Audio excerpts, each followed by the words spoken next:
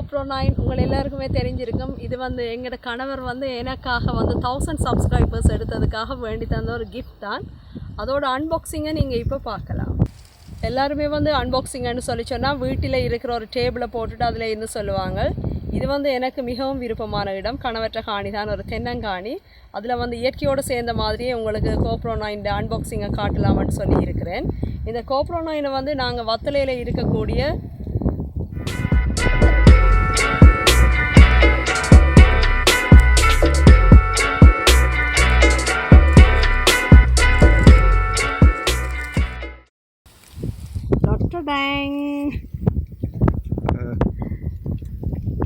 இதுவரை காலம் நாங்கள் வந்து யூடியூப் தொடங்கினதுக்கு எந்த விதமான எக்யூப்மெண்ட்டும் வாங்கல. பிசி அதெல்லாம் ஏற்கனவே இருந்தது. மற்றது வீட்டில் இருக்கக்கூடிய ஃபோன் கேமரா, மற்றது கேமரா அதெல்லாம் யூஸ் பண்ணி தான் எடுத்தோம். நாங்கள் இனித்தான் வந்து நாங்கள் ஃபஸ்ட் டைம் GoProவில் எடுக்க போகிறோம். இந்த அன்பாக்சிங்குக்கு பிறகு வெளியில் இருக்கக்கூடிய பெட்டி எடுத்துகிட்டு உங்களுக்கு ஒரு கேஸ் மாதிரி இருக்குது. உங்களுக்கு என்ன தான் இருக்குன்னு சொல்லி பார்த்துடலாம்.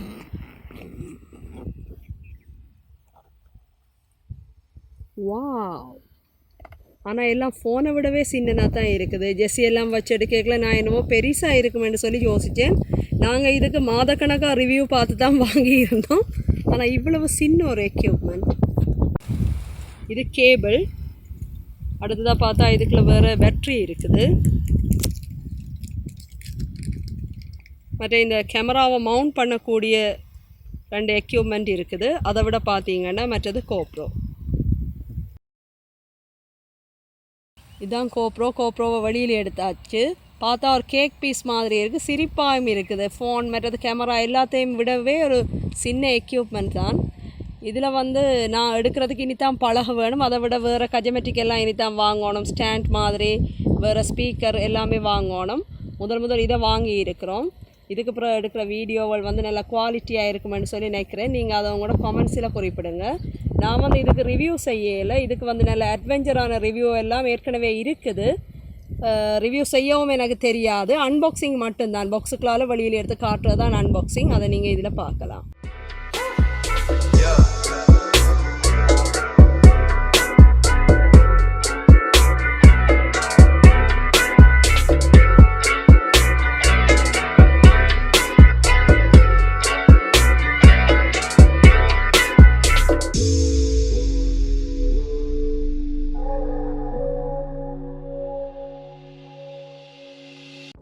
இந்த GoPro வந்து நாங்கள் வத்தலையில் இருக்கக்கூடிய GoProLanka.lk என்ற ஒரு ஷாப்பில் தான் போய் வாங்கினோம். அது ஒரு ஆன்லைன் ஷாப். நேரையும் போய் வாங்கலாம்.